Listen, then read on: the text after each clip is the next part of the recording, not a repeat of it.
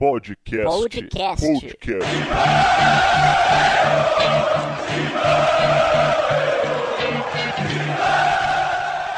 Olá, bom dia, boa tarde, boa noite para quem é líder, para quem é ouvinte do Podcast Mão, para quem é apoiador do Podcast Mão, de quem é muito ajudado pela tabela. Afinal, o Corinthians só é líder por causa da tabela, o Corinthians só é líder por causa do juiz, o Corinthians só é líder porque São Jorge é beneficiado no céu. Não é isso, meu amigo Teleco? Então, Vitor Guedes, a vantagem do Corinthians é enorme, porque afinal o Corinthians não enfrenta o Corinthians, né? Os outros times já estão contando que vão perder 6 pontos.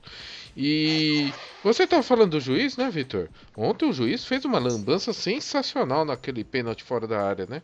Graças a São Jorge a bola não entrou. Ao São Jorge e ao Jô, né? Jô que bateu muito mal o pênalti, é o quinto pênalti que ele bate de forma ridícula igual. Eu achei um absurdo o Jadson não bater e me senti representado por Rodrigo Vessoni, que eu estava assistindo o jogo em casa, acompanhando as coletivas, e eu vi Rodrigo Vessoni fazer essa pergunta para Fábio Carilli e para o próprio Jô. Não é isso, Rodrigo Vessoni? Bom dia, boa tarde, boa noite. Olá, Vitor Guedes, Teleco, toda a galera aí que escuta o podcast Mão. Foi isso mesmo, me chamou a atenção o fato, primeiro, dele não ter batido, e segundo, dele ter batido pela quinta vez no mesmo canto esquerdo do goleiro baixo. E aí qualquer um sabe que o Gatito, que já é um especialista, ele até fala: eu sabia mais ou menos onde o Jô batia, eu tinha estudado. Então assim, eu nem acho que o Jô bateu mal, por incrível que pareça, ele bate até bem no canto, não bate fraco, só que quando o goleiro já sabe que é ali que ele tem que pular, fica fácil do cara, no mínimo, chegar na bola ali. É muito difícil dele não fazer defesa sabendo que ele ia pular naquele canto. Ele não teve dúvida em nenhum momento. O Gatito pula já de cara, ele não precisou esperar a batida da bola, nada, como se por exemplo, o Cássio espera o Luan e só pega o pênalti do Luan porque ele bate fraco. Então assim, se o Gatito espera sem saber onde o Jô bate daquela maneira, sai o gol. Só que ao saber já com antecedência que a bola ia ali, ele nem pensou da vez, ele pulou junto com a batida, então ele chegou. E aí me causou surpresa, e aí eu perguntei pro Jadson também. O Jadson disse que foi pegar a bola e o Jô tava com ela na mão e disse: não, pode deixar que eu bato. E ele deixou o Jô bater, porque são os dois que treinam e etc. E ficou nessa situação e ele deixou o Jô bater. Essa foi a explicação do Jadson, ele já tava até partindo para pegar a bola. E o Carilli também disse que ia conversar com os dois porque não entendeu muito bem ali o que eles tinham decidido e etc. Mas eu acho que me chamou atenção nisso. Mas, enfim, a fase do Jô é tão boa e a tranquilidade dele, a postura dele em campo, que depois ele joga normal, como se não tivesse nada acontecendo. Não é daqueles jogadores que se abate por qualquer coisa, etc. E aí fez o gol, participou de outras jogadas, porque é um cara que realmente está se mostrando muito diferente. Eu concordo com quase tudo com disse o Vessoni, exceto que ele bateu bem o pênalti, que não foi nem no canto, foi aquela na caída do goleiro, bem no meio campo, né? Mas Teleco, eu que faço o papel de chato do programa, Corinthians ganhou com um segundo tempo espetacular, Pedrinho jogou muito bem e eu comecei o programa falando do pênalti mal batido. Então, como é líder, né? Eu vou deixar você, que é o bom humor do programa, dar o destaque que você quiser. Eu que comecei com pênalti mal batido, porque até eu que sou chato, achei o segundo tempo do Corinthians muito bom. Verdade que o Botafogo jogou 700 vezes na semana, tava com time misto, a gente tem que falar sobre tudo isso, mas o segundo tempo do Corinthians foi realmente muito bom, e eu acho que o Carilli, além de preparar o time na semana, ele foi perfeito na substituição. Ele tirou o Gabriel, botou o Marquinhos Gabriel. O Corinthians ganhou profundidade, ganhou lateralidade e não deu contra-ataque Botafogo. E no Pedrinho, ele não gosta do tema, teve estrela. Colocou o moleque na primeira jogada fez o gol, fez a jogada do gol. Eu queria começar. Só um detalhe aí do gol, né? Na entrevista o Jô disse que bateu fraco, né? Aí, sei lá. Mas falando do Carilli, de como o time se comportou, poxa, eu adorei as substituições, foi para ganhar o jogo, né? O Corinthians teve aí um teste dificílimo contra o Grêmio, né? E aí veio com o Botafogo, tudo bem, time misto, mas se você põe um time grande só para defender, é difícil passar ali, né? Veio espelhando. Aí no intervalo, o Corinthians, como o Gabriel ele estava praticamente de férias, né? O Cássio, eu acho que ele não fez uma defesa na partida, se eu não me engano. ele colocou o time para ganhar. Ele falou, vamos tirar um volante. Gente, precisa ser macho para uma dessas, né? Porque pode dar muito errado. Mas o Botafogo não estava preparado para isso. E você vê que a torcida sempre abraça o time, né, Vitor Guedes? Você vê que no ano passado, sempre tinha aquele mimimi, mas que a torcida isso, a torcida vai, a torcida não sei o que. Mas se o time tá jogando e se esforçando, a torcida vai junto. Exatamente isso. Só um detalhe, Vitor, sobre esse elogio da entrada e da substituição e do Teleco também. Batendo papo depois, eu, Dazzler e mais um outro lá batendo papo com o Carille depois da coletiva.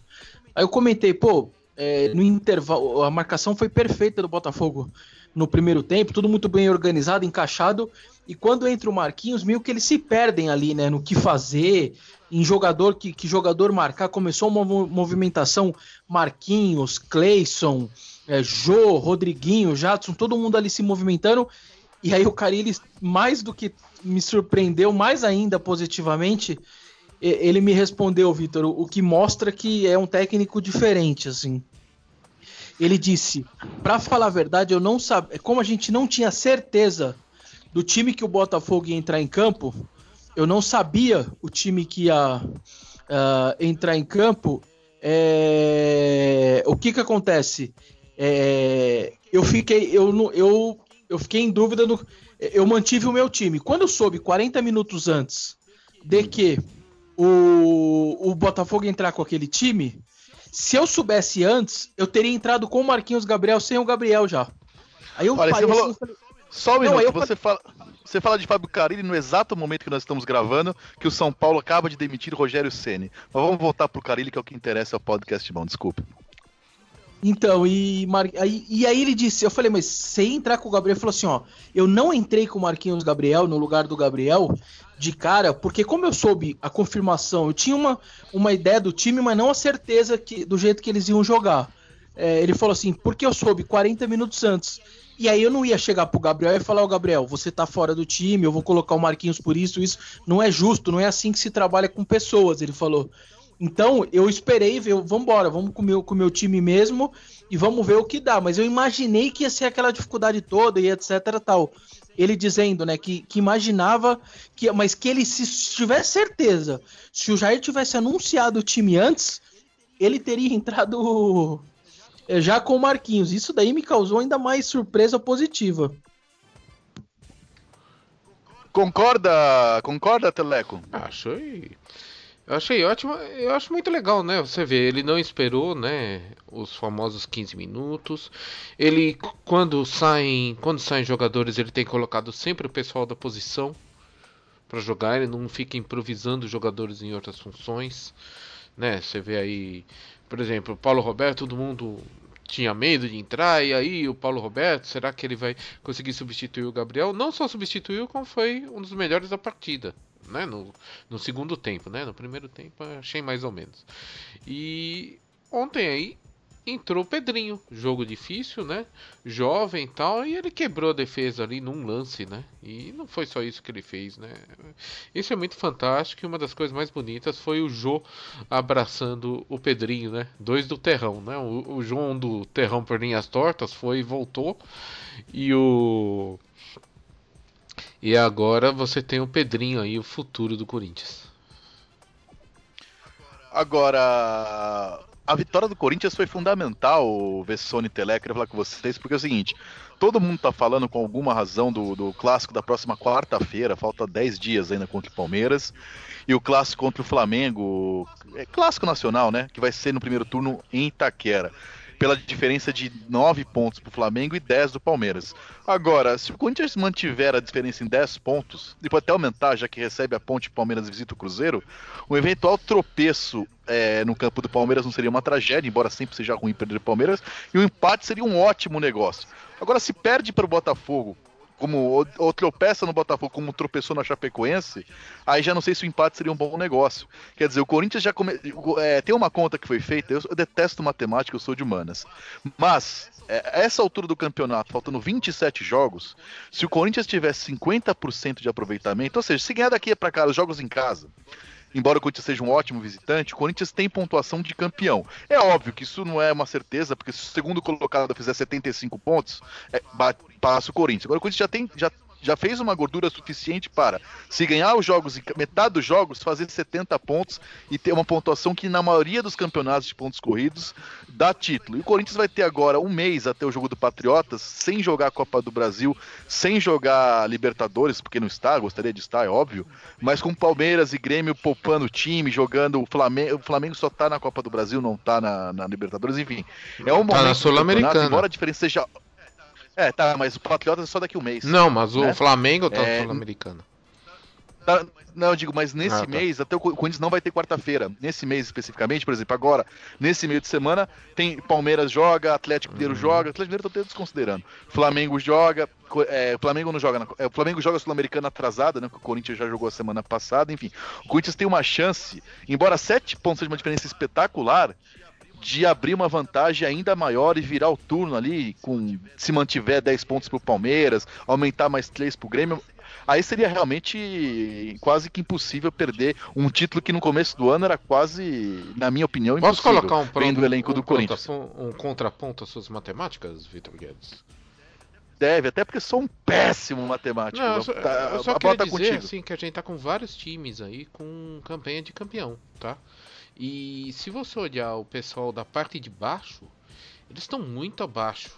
Mesmo, eu tô falando, mesmo o pessoal que tá no Z4, eles estão com campanhas muito abaixo. Então talvez neste campeonato propriamente a gente tenha o pessoal da parte de cima fazendo mais pontos que o normal, o pessoal da parte de baixo menos pontos que o normal, né? Um complementa o outro, lógico, mas você pode ver que mesmo o pessoal que tá ali para cair, a gente tem uns 6 times ali que estão fazendo campanhas muito abaixo. Uma campanha que você ganha 40% dos pontos, normalmente já te derruba. E a gente tem gente ali com 25% dos pontos disputados e tá fora do Z4. Esse campeonato é um pouco atípico. Certo, Rodrigo Vessone? O senhor que é o homem dos números desse podcast. Não, eu concordo. E assim, 2 observações sobre isso. A primeira é de que o Corinthians ele faz o campeonato fora da curva, porque as campanhas de Palmeiras e Flamengo para mim são muito boas. Teriam pontuações em situações normais, pontuação praticamente de líder. Então é o Corinthians que está fora da curva, mas tem que abrir o olho porque a pontuação é alta de Flamengo e Palmeiras. E uma outra situação, nessa mesma rodada de 2011, quando o Corinthians também arranca daquele jeito, etc., o Corinthians tinha 1 ponto a menos, tinha 28 pontos. O Vasco tinha 20, 8 pontos atrás. E chega no final do ano brigando com o Corinthians na última rodada. O Corinthians campeão, poderia... né? Para ser campeão, o Corinthians poder empatar mas ou seja, chegou vivo na última rodada. Mas tá bom, né?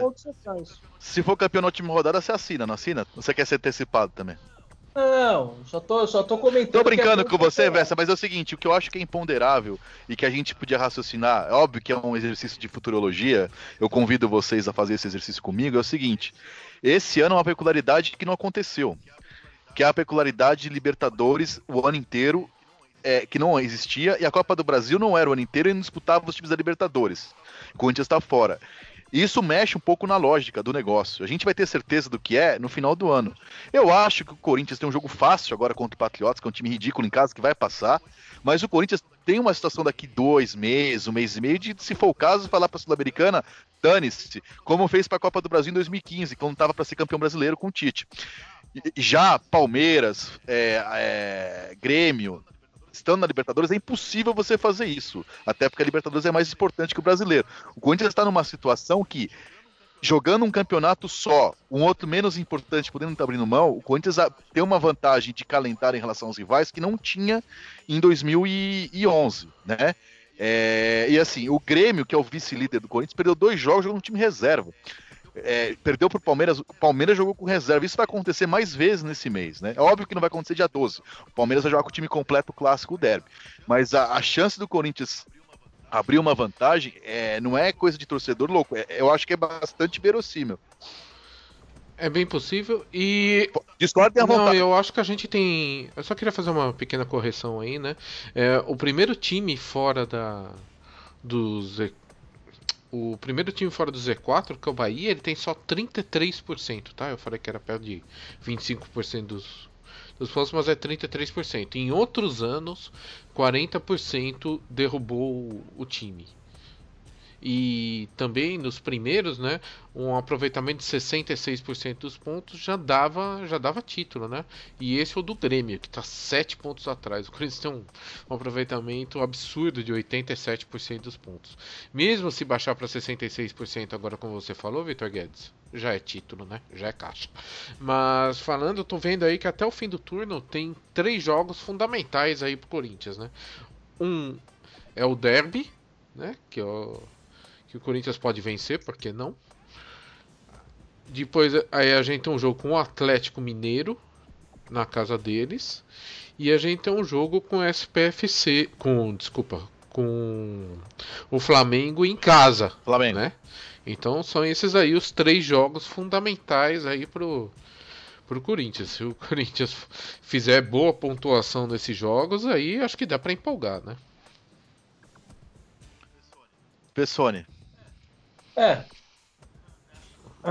O final de tabela do Corinthians é bem, eu acho uma tabela bem puxada, assim. Além de tem esses 3 jogos, por exemplo, no retorno, o último jogo de tudo do campeonato fecha com o Sport na Ilha do Retiro.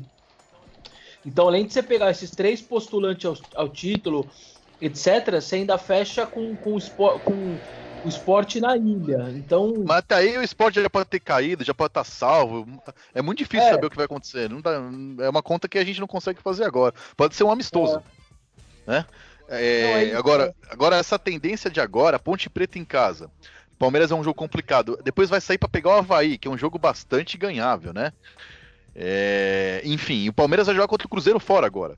De repente, perde do Cruzeiro, empata, que é o normal, a diferença aumenta. Quer dizer, o Flamengo vai pegar o Vasco em São Januário sábado, é um clássico. Como assim o Corinthians vai pegar o Palmeiras no campo do Palmeiras? O Flamengo vai pegar o Vasco em São Januário, que é um jogo complicado, que até agora só o Corinthians pontuou em São Januário.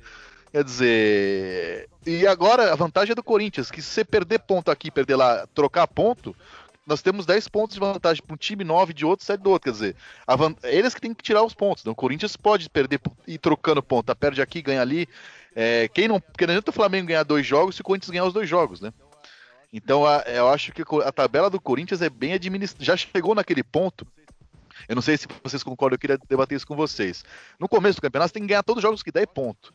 Eu acho que o Corinthians já tem uma pontuação que lhe dá direito de, antes do jogo, pensar: esse jogo se empatar tá bom, esse jogo tem que ganhar de qualquer jeito, assim.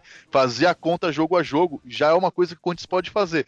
Por exemplo, o clássico contra o Palmeiras. É um jogo que o empate, hoje, né? Hoje seria um grande negócio. Concordo. É possível, sim. Eu acho, até porque é o que você falou, os outros também, não é possível que eles vão manter essa batida aí, também vão começar a perder, não é igual só o Corinthians que vai começar a perder, porque uma hora vai perder mesmo, o campeonato é gigantesco, é longo, mas os outros também vão, então é impossível que eles mantenham também essa batida de vitória, como tá o Flamengo e o Palmeiras nesse momento, por exemplo. Isso daí eu acho que você tem razão, já dá para pensar nesse sentido em alguns resultados. O campeonato é longo e muito parelho. Se você lembrar, em 2015, o Corinthians empatou em casa contra o Grêmio, que seria um resultado ruim, né? Sempre é ruim você perder 2 pontos em casa, mas naquele momento significou que o Grêmio estava fora da luta pelo título em 2015. Então, foi um grande resultado, né? De repente a gente pode chegar na mesma situação. Gente, a gente não tem jogo no meio de semana. Então no podcast Mão da quinta-feira a gente vai falar muito mais sobre o jogo da Ponte Preta de sábado, mas o Corinthians não terá Fagner para esse jogo, né, suspenso, né? Aí tem o Léo Príncipe de novo recuperado, embora eu acho que ele vá de Paulo Roberto, mas o Corinthians tem alguns pendurados, que se tomar cartão não enfrenta o derby, não joga o derby. Pelo que eu conheço do Carille, eu acho pouco provável que ele poupe algum jogador sábado pensando no derby, cartão. E vocês também concordam que não, né? Gabriel é um deles que tá... Gabriel, quem que mais? Rodriguinho? Quem mais? Marquinhos, tá Gabriel e Jô. É complicado, hein? Bom, o Jô é centroavante, tem obrigação de tomar cartão, né? Agora o Gabriel, eu acho...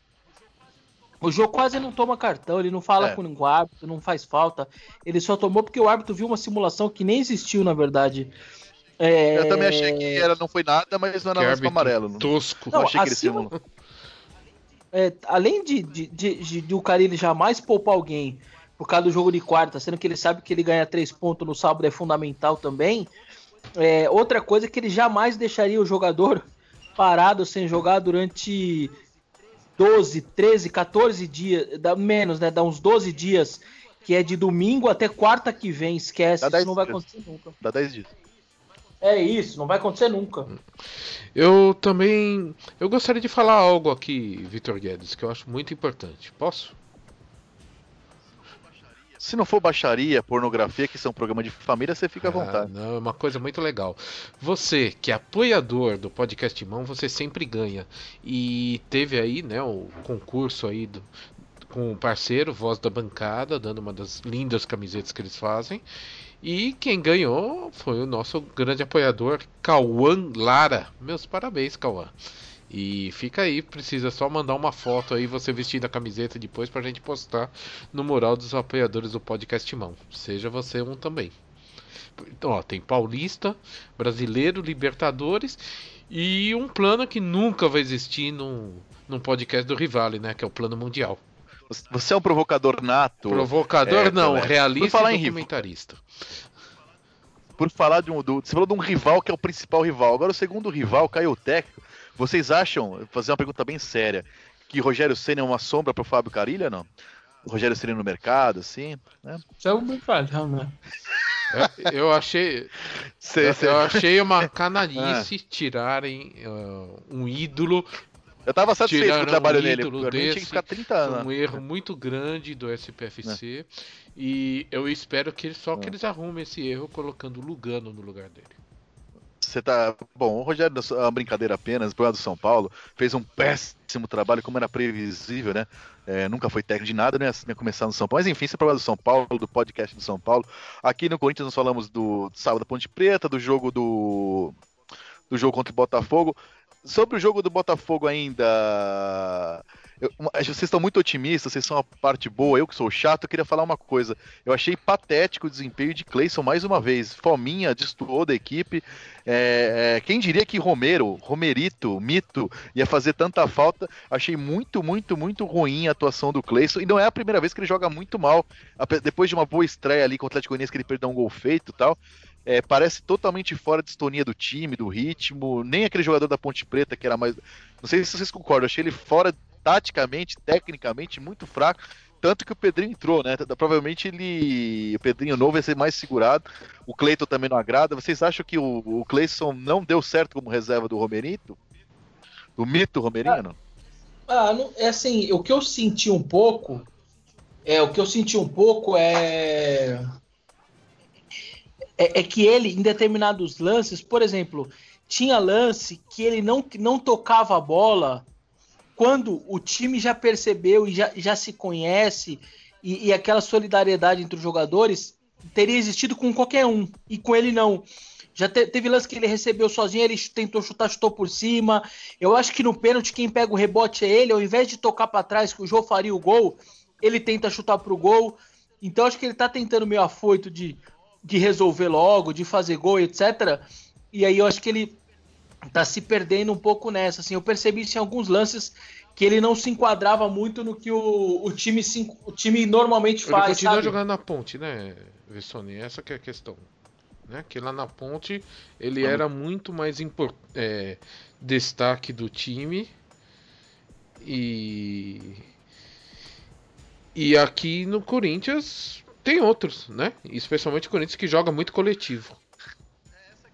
Essa questão que você falou, Teleca, que eu concordo, porque assim, além de jogar mal, ele não é um jogador coletivo, não tem sido, porque assim, o Jadson chegou para ser estrela do time, se tiver que jogar na ponta direita, joga, se tiver que jogar na ponta esquerda, joga, se tiver que marcar lateral, marca, enfim, Rodriguinho joga como segundo, joga como terceiro, o Jô, que é o centroavante que tem feito gol todo o jogo, volta para ajudar a marcação, Gabriel sai do time e não reclama.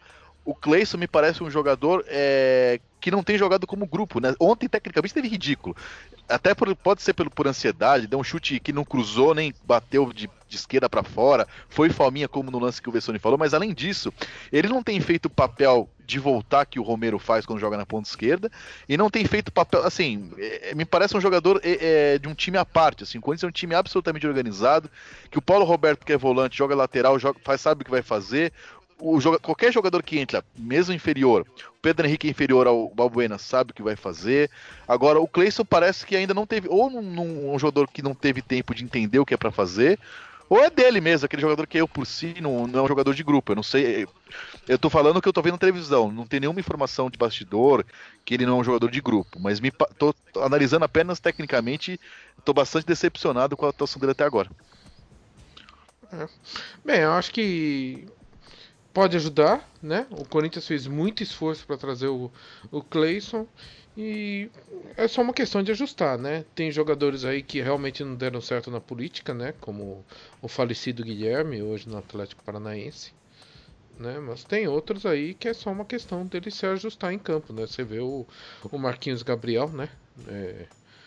Muita gente já tinha desistido, o Carille não desistiu e mudou o jogo ontem. Acho que a gente pode ter aí vários jogadores aí que vão ajudar com o grupo. Certamente Cleison não tá para ser titular e Romero fez falta. A gente tem que concordar, certo, Vitor? Certo. Eu que nunca errei o palpite, né? Que sempre elogiei Jô e Romero, vai ser eu que vou discordar, né, Besson? Pois é.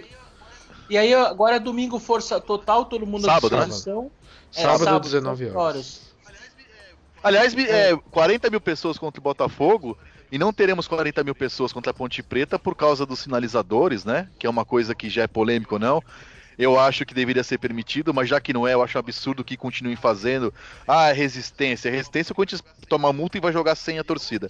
E ontem tivemos um episódio também em Itaquera de uma moeda de 25 centavos, né?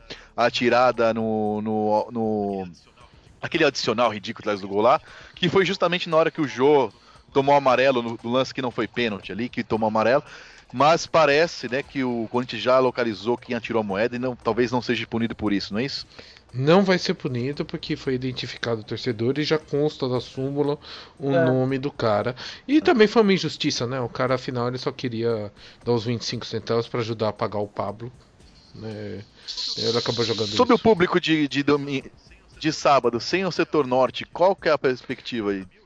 30 mil? 32 mil? Não, menos, vai dar...